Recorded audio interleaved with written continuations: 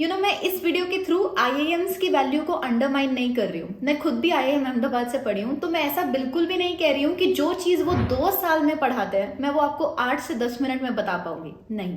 लेकिन मैं ये जरूर कह रही हूँ कि आईआईएम स्टूडेंट्स कोई अलग मटेरियल के नहीं बने होते, वो किसी अलग प्लैनेट से नहीं आते।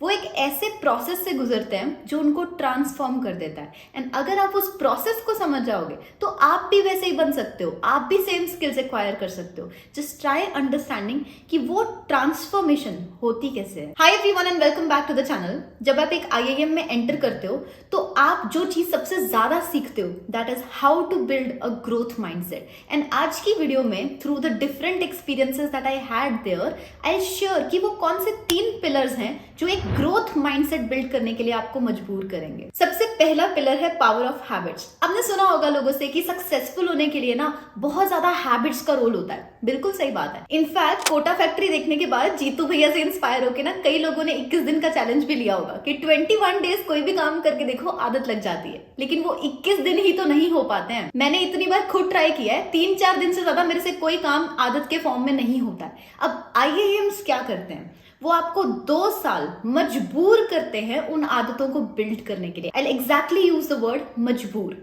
कैसे? हमारे एक दिन में इतने काम होते हैं, कभी कोई असाइनमेंट है, कभी क्लासेस हैं, कभी ग्रुप प्रोजेक्ट है, इतना कुछ होता है कि हम रात को 2-3 बजे तक तो काम ही कर रहे होते हैं। तो वो हमें किस चीज के लिए प्रिपेयर कर रहे हैं कि जब हम एक कंपनी में जाएंगे तो हाई प्रेशर और लॉन्ग वर्किंग आवर्स को कैसे हैंडल करना है। Not that I am in favour of it, in fact मुझे तो ये कल्चर अच्छा ही नहीं लगता है, लेकिन उस प्रोसेस से गुजरने के कारण we become equipped to handle those long working hours. Most of the batchmate से जब मेरी बात होती है ना तो वो यही बात बोलते हैं कि हमने इतने ऑल नाइटर मारे हैं आईआईएम में कि ये तो कुछ भी नहीं है। इनफैक्ट रघुराम राजन ने एक बार आईआईएम में एक एड्रेस देते हुए ये बोला था कि जो फर्स्ट ईयर सर्वाइव कर सकता है ना आईआईएम अहमदाबाद की, वो कुछ भी सर्वाइव कर सकता है। सो बेसिकली सारा का सारा खेल है हैबिट्स की पावर का। अब सेम चीज आप कैसे डेवलप कर सकते हो? आपको एक ऐसा एनवायरनमेंट चाहिए जो आपको एक अच्छी हैबिट बिल्ड करने के लिए मजबूर करे। मैं तो ये भी नहीं कहती रात को 3 बजे तक जागने की हैबिट बनाओ, that's not a good habit. अच्छी हैबिट बिल्ड करने के लिए कैसे आप एक ऐसा एनवायरनमेंट बनाओगे जो आपको मजबूर करे। इसके लिए आपके काम आएंगे अकाउंटेबिलिटी पार्टनर्स। अकाउंटेबिलिटी पार्टनर्स एक ऐसा कॉन्सेप्ट है जो बहुत सी प्रोडक्टिविटी बुक्स में भी मेंशन होता है। इसका मतलब ये होता है कुछ ऐसे लोग जो आपको जिम्मेदार ठहराएं या अकाउंटेबल ठहराएं और उनके कारण आप मजबूर हो जाओ उस हैबिट को टेकअप करने के लिए। जैसे एग्जांपल के तौर पे अगर आपके जिम में आपको कोई पर्सनली ट्रेन करने के लिए एक फिटनेस ट्रेनर हो तो वो आपका एक अकाउंटेबिलिटी पार्टनर होता है जो आपको मजबूर करता है वो काम करने के लिए। सिमिलरली काफी सारे लोग ऑनलाइन प्रेजेंस में अपने फॉलोअर्स, अपने कनेक्शंस, अपनी फ्रेंड लिस्ट को अकाउंटेबिलिटी पार्टनर्स की तरह यूज करते हैं। कैसे? अगर आपने दृष्टि शर्मा का नाम सुना है, वो एक यूट्यूबर है, मैं रिसेंटली उनका चैनल देख रही थी। She started a project called the glam up project. इस प्रोजेक्ट में उन्होंने डिसाइड किया कि वो अपनी लाइफ को बदलने के लिए कुछ टास्क टेकअप करेंगी और इस जर्नी को वो अपने फॉलोअर्स के साथ शेयर करती हैं। Now all her followers are her accountability partners. उन्होंने अपने आप को एक बहुत स्ट्रॉन्ग वजह दे दी, मजबूर कर दिया उस टास्क को टेकअप करने के लिए। तो अगर आप लाइफ में कोई भी हैबिट बिल्ड करना चाह रहे हो और आपसे खुद से नहीं हो रहा है, अगर आप जीतू भैया से भी इंस्पायर नहीं हो रहे हो,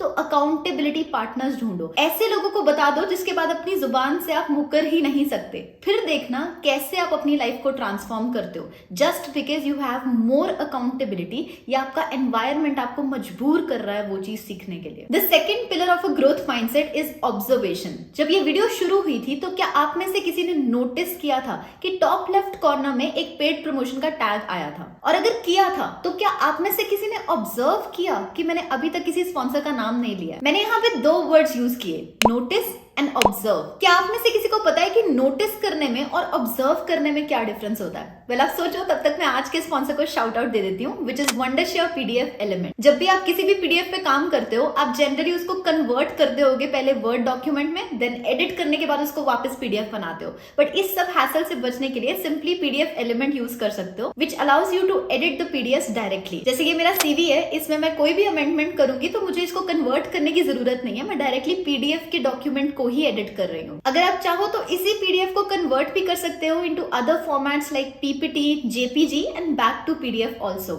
एंड इसी में एक टेम्पलेट मॉल भी आता है that allows you to use different CV formats, different cover letter formats, different formats for different documents. So now you can convert it, edit it, sign it using one simple tool. I would put its link in the description and the pinned comment. या आप Google Play Store से भी download कर सकते हो और directly website से भी अपने सिस्टम के लिए डाउनलोड कर सकते हो। So I hope अभी तक आपके दिमाग में कोई आंसर होगा कि नोटिस करने में और ऑब्जर्व करने में क्या डिफरेंस होता है। वेल, नोटिस आप हमेशा पैसिवली करते हो। आपने शुरू में नोटिस किया कि एक पेड प्रमोशन का टैग था, लेकिन ऑब्जर्व आप एक्टिवली करते हो। आप ऑब्जर्व कर रहे थे कि अरे अभी तक किसी स्पॉन्सर का नाम कैसे नहीं आया। नोटिस बहुत सारे लोग बहुत कुछ करते हैं लेकिन वो उसके बारे में कुछ सोचते नहीं है, लेकिन ऑब्जर्व करने के लिए आपको पैटर्न्स को रिकॉग्नाइज करना पड़ता है। जब आप बार बार चीजों को ऑब्जर्व करते हो आपके दिमाग में पैटर्न्स बनने लगते हैं and then you are able to draw insights from them. IIMs हमें एक और चीज के लिए मजबूर किया करते थे which is to observe very carefully. हमें हर क्लास के पहले एक 18 से 20 पेज का केस पढ़ के आना होता था,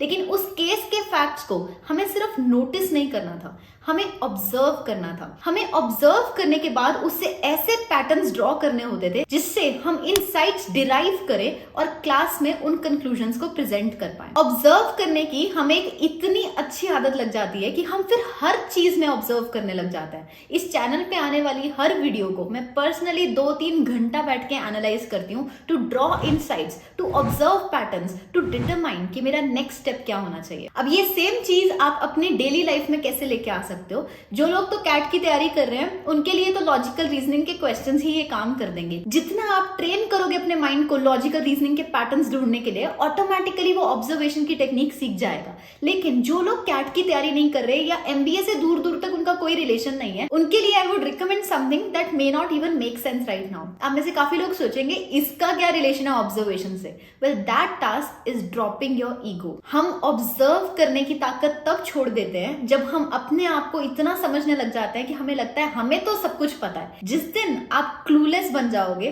जिस दिन आपको ये लगेगा कि मुझे कुछ नहीं पता, I am starting from scratch and I learn from everyone and everything, उस दिन आपके पर्सपेक्टिव में चेंज आएगा और उस दिन आप हर सिचुएशन, हर पर्सन, हर चीज को ऑब्जर्व करोगे और हर चीज से सीखना भी चाहोगे। सो एक क्यूरियोसिटी वाला माइंड बनाने के लिए एक शिफ्ट चाहिए होता है इन योर पर्सपेक्टिव, जहां आप अपने ईगो को ड्रॉप करके ये चीज में बिलीव करते हो कि I am ready to learn. The third pillar of growth mindset is playing your cards right, which means अपनी यूएसपी ढूंढना, यूनिक सेलिंग प्रोपोजिशन।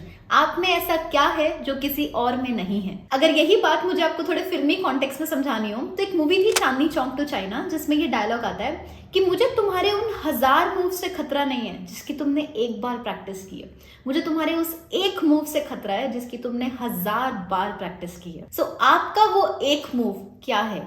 आप में वो ऐसी कौन सी बात है जो किसी और में नहीं है या आप में उनसे ऑलरेडी बेटर है? अगर आप अपनी स्ट्रेंथ्स पे प्ले करोगे तो आप बेटर परफॉर्म कर पाओगे एंड जल्दी ग्रो कर पाओगे। ये चीज हमें तब समझ में आती है जब हम एक आईआईएम में एंटर करते हैं।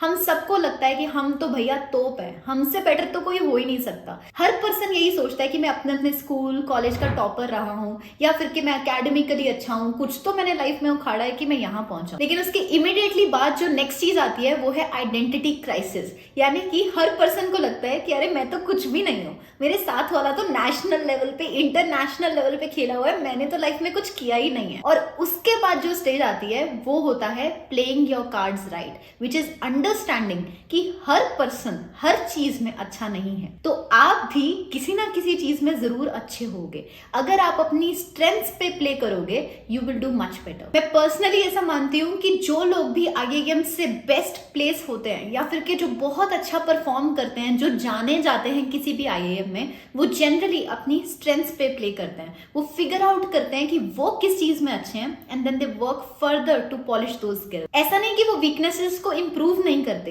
लेकिन उनका ज्यादा फोकस अपनी स्ट्रेंथ्स को और पॉलिश करने में होता है रादर देन कि वीकनेसेस को अपनी स्ट्रेंथ्स बनाने में। जैसे मुझे नहीं पता ये कितना रेलेवेंट एग्जांपल होगा, बट आप में से जो लोग संदीप महेश्वरी की स्टोरी जानते हैं, उन्होंने फोटोग्राफी से स्टार्ट किया, देन उन्होंने एक बिजनेस डेवलप किया एंड देन वो मोटिवेशन की भी लाइन में आए। लेकिन उनकी स्ट्रेंथ या वो किस चीज के लिए सबसे ज्यादा जाने जाते हैं, वो आप सबको भी पता है कि वो मोटिवेशन है। And he plays really hard to work further on that one particular aspect. So आप अपनी स्ट्रेंथ्स पे जितना प्ले करोगे ना, आई पर्सनली बिलीव कि वो उतना बेटर होगा। अब आई नो यहाँ पे क्या क्वेश्चन आएगा कि मुझे तो पता ही नहीं है कि मैं किस चीज के लिए बना हूं, या मेरी स्ट्रेंथ क्या है, या मैं किस चीज में अच्छा हूं। आई ऑनेस्टली थिंक ऐसा नहीं होता। आई थिंक हर पर्सन को इनेटली पता होता है कि उनकी डिजायर क्या है, या वो किस चीज में ऑलरेडी अच्छे हैं। आप शायद इतने एक्सटर्नल इनपुट्स के कारण उस चीज को भूल चुके हो या देख नहीं पा रहे हो, लेकिन अगर आप एक दिन भी अपने आप को प्रॉपरली दोगे, if you introspect, if you spend time with yourself, एक डायरी पकड़ो और उस पर नॉन जजमेंटल होके लिख डालो कि आप किस चीज के लिए जाने जाते हो, किस चीज के लिए आप फेमस हो, अच्छे हो, बैक बेंचर हो, वो भी फेमस होना ही होता है। कुछ चीजें तो होंगी जिसको आप अपनी स्ट्रेंथ मानते होगे, लिख दो एक पेज पे, यू विल फिगर आउट। अगर आप अपनी लाइफ के सारे इवेंट्स को रिवाइंड करके देखोगे ना, you will see a common thread very very clearly. All you need is to spend time with yourself. So इस स्किल को बिल्ड करने के लिए all you need is just introspection. थोड़ा टाइम बिताओ, you will figure it out, और जब figure out हो जाए देन उसके बाद अपनी स्ट्रेंथ्स पे, अपने स्किल्स पे प्ले करना। Play your cards right. तो ये वो 3 पिलर्स हैं जो IIM स्टूडेंट्स तो छोड़ो, जो इन जनरल किसी को भी एक ग्रोथ माइंडसेट देके जाएंगे। I hope this video was helpful. Thank you so much for watching this.